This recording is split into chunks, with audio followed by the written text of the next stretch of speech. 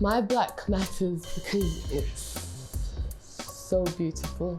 I feel energies from people miles and miles away who are like on this thing of like, no, we're on a collective healing, like bettering and normalizing almost of blackness. Like we're here to make sure that blackness is revered in its way.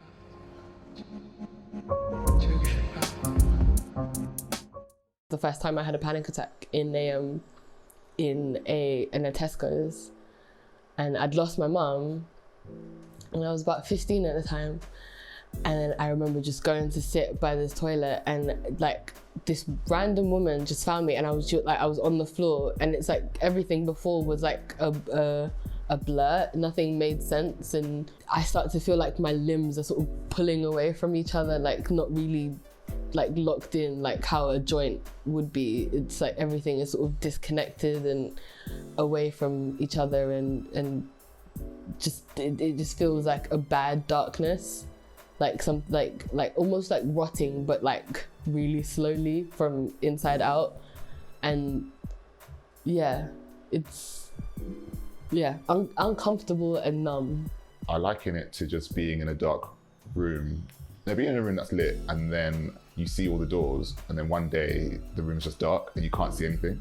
For me, it was like anxiety and the pressures to want to do the things I want to do, be the person I want to be, but feeling like there was no hope or options or choice out there. And I really struggled with trying to find out where I fit and how I could fit, and how I could like get myself out of it. And I had a panic attack at work.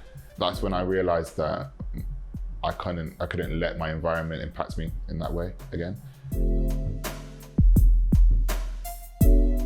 My eating disorder was bulimia.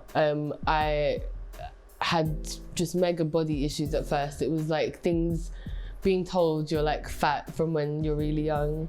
People always say to me, it's like there's always one of two ways you can see this. Like you can see it as like, okay, I'm fat, I'm gonna work out, I'm gonna be this person. But because I didn't feel like there was anything wrong with how I looked, like initially, it was always these ideas of other people coming into my head, like, and it's not just other people like bullies and stuff. It would be my mum and my dad saying things that they didn't feel like were bad things to say, but when it was me and I was by myself, it became an agent of control. Like it was like, I'm not gonna digest food because they're saying I'm eating too much. Or it would be like, oh, I've eaten loads, I need to do something about this, I need to make myself feel better for it. I just withdrew, but then I withdrew, and I was talking to people a lot about it, but it got to a stage where every time somebody asked me, how are you doing? I constantly was saying something negative, and I didn't really want to have to impact that on a lot of people all the time. And so I had to withdraw myself and then figure out, either isolate it to one or two people that I would actually speak to, but it became a thing. Like even at my worst, I was still being empathetic to the way that I was presenting myself, and constantly, because I know that it's draining on a lot of people to actually have to hear the problems of others, and not everybody's your psychiatrist or your therapist, and not everybody wants to hear that or needs to hear that. So it was understanding how to communicate and what to communicate. So I started to preface things with, oh, yeah, I'm not doing good at the minute, but I'll be better. And then I just used to just go with that, and less things used to be about me, and then I kind of found myself out of it. But just talking more just became a lot more necessary.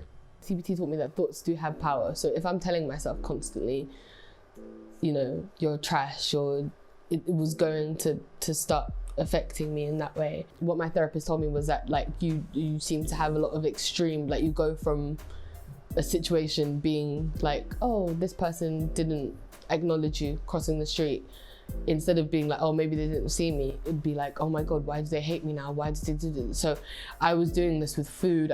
I just needed to have like a feeling of control in myself, yeah. Just mental health in general is something hard to deal with because it doesn't have the physical stains of it. Do you know what I mean? Like, you can't see the bruises until those mental issues become physiological. Like, you don't see anything. And so it does become hard to deal with, especially when people are holding a lot in. And I think that as a Black person, it becomes extremely difficult when you're in an environment that doesn't value openness. And a lot of Black families don't value openness because they don't want to hear that. As a young Black woman, when it came to emotion, for me, it was don't cry. That was the advice that, you know, my friends gave me, my parents gave me. It's like, you don't need to cry. There's nothing. You have a roof over your head, you have food in your belly, you have all of these things, you're safe. You don't need to cry. There's nothing for you to be upset about. That just taught me to internalize everything. That's why I think therapy is great, because, you know, you go to therapy, speak to someone and you're like, I'm having feelings. They're like, let's feel the way through these feelings. But you go to a family member, you're like, I'm having these feelings. I can't really articulate them. I'm struggling with them a bit.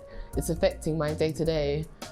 Help. And they're like, go to church, read a book, go outside, go for a walk. You know, that's not really a sort of a practical way to, like, you forget practical, but that's not really a way to deal with mental health, because all it does is just be like, okay, I'm gonna do all of those things, but I still feel like, you know, there's no, why am I alive? Like, they want to just know you got your degree, you got your job, when will you marry and go and give me grandkids and then go and live your life after all of that. And that's when a lot of these parents and grandparents are dealing with a lot later life, to the point where their children are their counselors and their crutches, and it just becomes draining again. So you've got to deal with your own life, but you've got to deal with a 50+ person, and, you know, like, it just becomes tough again. Because everything becomes a secret, it became conversations in my head of, okay, you can see that something's wrong there, not just with you, but with your mum, and you can't say anything. And I had that same thinking when I was 15, 16. And now, 10 years later, I can have better conversations with my mum about my mental health. But there will be things that I notice that they're doing, or, you know, ways that she'll be sad about something or not be able to explain why she's sad about something. And because of the knowledge that I've got, like, working on me, I can't help, like, I almost have to bite my tongue sometimes and be like, you need to go and do blah, blah, blah, blah, blah. Like, because it still feels like you're being rude and you're crossing a line, being like, we can't have this conversation about, we can talk about health, as, you know, I can tell you when I have food poisoning or whatever, but, you know, our brains are still part of our body. Like, why isn't it seen the same way? If you don't have anybody in your house that you can kind of like be you with, it becomes an isolating place. And a lot of Black families have that.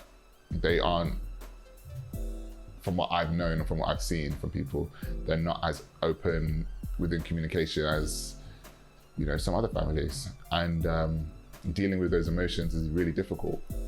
Growing up, if you're told constantly, you know, don't ask any questions, you know, don't answer back, or don't give me attitude, or I've told you this once, I'm telling you again. If you're constantly threatened with not physical violence, but beating, you're either going to grow up in silence or you're going to grow up rebelling, and it's just going to cause problems in the house. So you can either be the child that is going to be silent but just maintains peace all the way through to the end until you leave, or you can be the person that constantly arguing and causing fractures in the house, but you got your point across every single time. So you either firm the beatings and firm the shouting and whatnot. Again, neither are healthy, neither are healthy for growing up and for anybody's development. Unconsciously, we take on baggage, for lack of a better word, from our ancestry and what Black people have been through as like a people. Colonialism affected every level of these people's lives, and they had to sort of deal with it on like a boom basis. So it was shock to the system for them. It was like, okay, conform. You have to behave, or you're going to be arrested. You're going to be killed. You're going to be taken away from your family. And it's your brain is in flight or fight mode, and it was constantly fight for them. If you've got a granddad or a grandma or an auntie and uncle who came over from the islands on some very, very dodgy circumstances, whether it be on the Windrush or on British Airways, and they kind of pulled away from their home and have to survive in this cold island, both physically cold and emotionally cold, you adapt to that and you inadvertently push that on your children. And that's just something that each generation has to unlock and unhinge and kind of like learn. That's why our generation is very big on well-being and everybody's eating well and drinking water and taking vitamins and doing all these things, which is the stuff that our older generations did do. But if you look at your grandma when she was, or your granddad when they were like 50, and you look at your parents when they're 50, you can see there's a stark difference in like how they act or the activities they do or the way they interact with people. So that just means that for us, we're going to be a completely different way looking at our parents when we're 50 and how they were when they were. Each generation you're going to have to get rid of certain baggages, and each one should be better than the next. And I just think that I am holding out for the next generation, to be honest. But I'm kind of proud of the one before us. They are trying.